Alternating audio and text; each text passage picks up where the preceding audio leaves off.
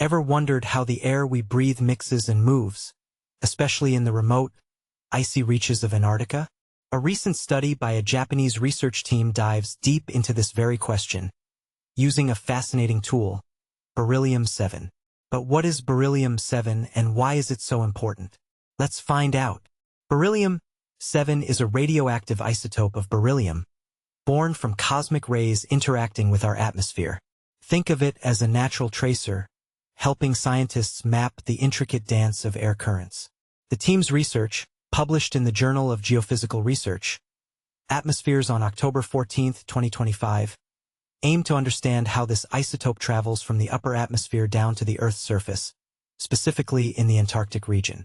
Our goal was to pinpoint where and how this radioactive isotope, created high up in the atmosphere, makes its way down, explains Nahiko Hirasawa from the National Institute of Polar Research. We did something unprecedented, collecting continuous daily data in Antarctica. This isotope is formed when high-energy cosmic rays collide with atoms in the atmosphere, mostly in the lower stratosphere and upper troposphere. It then attaches to tiny particles, hitching a ride on atmospheric currents. High concentrations of beryllium-7 near the surface indicate air from the stratosphere has descended into the troposphere. By tracking beryllium-7, researchers can unravel the mechanisms behind air transport from the stratosphere, through the troposphere, and onto the Antarctic ice sheet. The team meticulously gathered data over 3 Antarctic summers, 2014 to 2018. As part of the Japanese Antarctic research expedition, they focused on the Indian sector of the Southern Ocean, including 2 coastal stations. They collected aerosol particles using a special filter that captured particles larger than 0.6 m in diameter. Their research was conducted aboard the Japanese icebreaker Shiraise. Their study had several key objectives. They wanted to map the spatial distribution of beryllium-7 across a broader area of Antarctica than previous studies.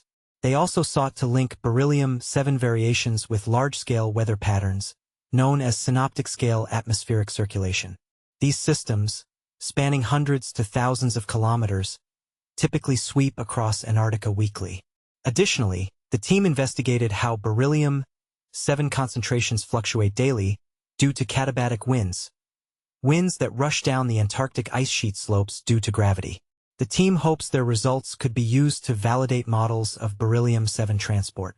The biggest challenge was detecting beryllium-7 at such low concentrations, Hirasawa noted, which required incredibly precise measurements, each filter analysis taking 8 to 12 hours.